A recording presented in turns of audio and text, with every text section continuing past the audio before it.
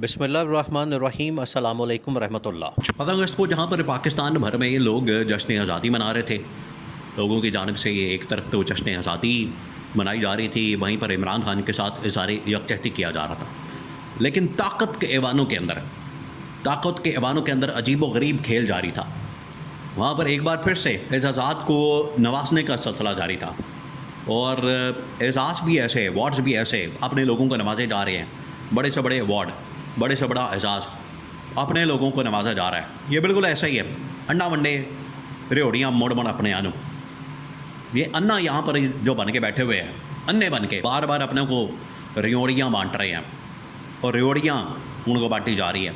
बिल्कुल यहाँ पर इसी तरह से हुआ कि 14 अगस्त के ऊपर यौम पाकिस्तान पर, जश्न आज़ादी पर, पाकिस्तान की सालगिरह पर, बिल्कुल जैसे 23 मार्च को शहादत पाकिस्तान के मौके पर पाकिस्तान भर में अहम तरीन शख्सियात को उनकी खदमात के एवज़ या उनके खदमात के बदले में मुख्तलिफ़ शोबों के अंदर एजाज़ वगैरह दिए जाते हैं, खिताब वगैरह दिए जाते हैं, अवार्ड वगैरह दिए जाते हैं, उनको नवाजा जाता है। बिल्कुल उसी तरीके से यहाँ पर भी तमाम लोगों को, गवर्नमेंट के अंदर बैठे हुए तमाम लोगों को एजाज़ दे दिया गया, नवाज दिया गया, उनको अवार्ड दे दिया गया और किस बात का किसी का कुछ पता नहीं लग रहा। और तमाम के तमाम सिटिंग मिनिस्टर्स, तमाम के तमाम सिटिंग जो इस वक्त वज़ीर मशीर हैं, वो तमाम के तमाम लोग जो इस गवर्नमेंट के साथ मिले हुए इमरान खान के ख़िलाफ़ काम करते हैं, इमरान खान के ख़िलाफ़ बदजुबानी करते हैं, उन लोगों को अवार्ड से नवाज दिया क्या, सिवाय एक के नवाज शरीफ के अलावा बाकी यहाँ पर सबको अवार्ड दे दिया क्या। अब नवाज शरीफ से पता नहीं क्या दुश्मनी थी, लगते हाथ नवाज शरीफ को भी नवाज देते, नवाज शरीफ को भी कोई अवार्ड दे देते। यानी आप अंदाज़ा करें कि इनको, ये तमाम वज़ीरों मशीरों को किस चीज़ का अवार्ड दिया जा रहा कि मुल्क के अंदर महंगाई है, क्या महंगाई करने की वजह से इनको अवार्ड दिया गया है?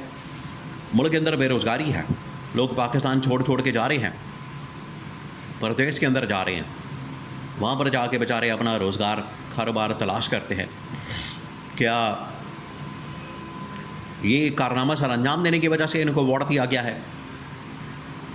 मुल्क के अंदर तबाही और बर्बादी, सियासी मुआशी अदम इस्तेहकाम, क्या यह पैदा करने की वजह से ये वज़ीरों मशीरों को नवाजा क्या है? वहाँ पर तो भरमार कर दी गई। अब वहाँ पर एक और जो मज़ाक़ा खेस, बड़ी मज़ाक़ा खेस सूरत हाल पैदा हुई कि आसिफ अली ज़रदारी बतौर सदर अपने ही बेटे को, बिलावल को, क्या कर रहा है, अवार्ड दे रहा है अपने ही बेटे को। यहाँ पर तो ये सिलसिला खुल गया, इसी तरह से अपनी बेटी को अवार्ड दे रहा है। यहाँ पर तो ख़ानदान के ख़ानदान, नस्ल के नस्ल और वज़ीरों मशीरों को अवार्ड दिए जा रहे हैं और आवाम बेचारी बाहर फिर भी जैसे तैसे भी करके जश्न आज़ादी मना रही है, सड़कों के ऊपर आके बाजे बजा रही है और खुशी का इजहार कर रही है। और ये लोग क्या कर रहे हैं, ये ऊपर लूटमार करने के अंदर मसरूफ़ हैं। आवाम को इन लोगों ने सड़कों के ऊपर बाजे बजाने के ऊपर लगा दिया और आवाम को इन लोगों ने जश्न आज़ादी के ऊपर लगा दिया। ठीक है, आप ही इजहार करें, पाकिस्तान के साथ मोहब्बत का इजहार करें, लेकिन यहाँ पर ये जो लूटमार का सिलसिला शुरू कर दिया जाता है, 14 अगस्त को पर नहीं बख्शा जाता, उसके ऊपर ये अब एक नया इन लोगों ने खाता खोल दिया। देखिए, जहाँ तक बात है पाकिस्तान के फ़ौजी जवानों को अवार्ड देने की, पाकिस्तान के शाहीनों को अवार्ड देने की, वो तो बड़ी ज़बरदस्त, उन्होंने तो कारनामा सर अंजाम दिया अपने डिपार्टमेंट्स के अंदर, अपने शोबों के अंदर। अगर पाकिस्तान के पायलट्स को, एयरफोर्स के पायलट्स को ये एजाज़ दिया गया तो बिल्कुल उन्होंने ये कारनामा सर अंजाम दिया। उन्होंने फ़िज़ा के अंदर अपना जो प्रोफेशनल काम है उन्होंने करके दिखाया। उन्होंने इंडिया के जहाज़ों को मार गिराया, इंडिया को शिकस्त दी, इंडिया को उन्होंने घुटने टेकने पर मजबूर किया। अगर पाकिस्तान के फ़ौजियों को, पाकिस्तान के जवानों को, फ़ौज के जवानों को ये अवार्ड दिया गया तो उन्होंने बिल्कुल सरहदों की हिफाजत की है, दहशतगर्दी के ख़िलाफ़ जंग लड़ी है, कुर्बानियाँ दी हैं, उनको अवार्ड तो बनता है। लेकिन ये वज़ीर मशीर किस खाते के अंदर आ जाते हैं? भाई उन्होंने कौन सा कारनामा सर अंजाम दिया है, कोई एक बताएं। ये इस लिहाज से तो नवाज शरीफ का पहला नंबर आता है, पहला नंबर नवाज शरीफ का आता है। नवाज शरीफ को इन लोगों ने ना उधर बेचारे को बुलाया, ना उसको कोई अवार्ड दिया। उसको भी तो अवार्ड देना बनता था, फिर उसको नहीं दिया।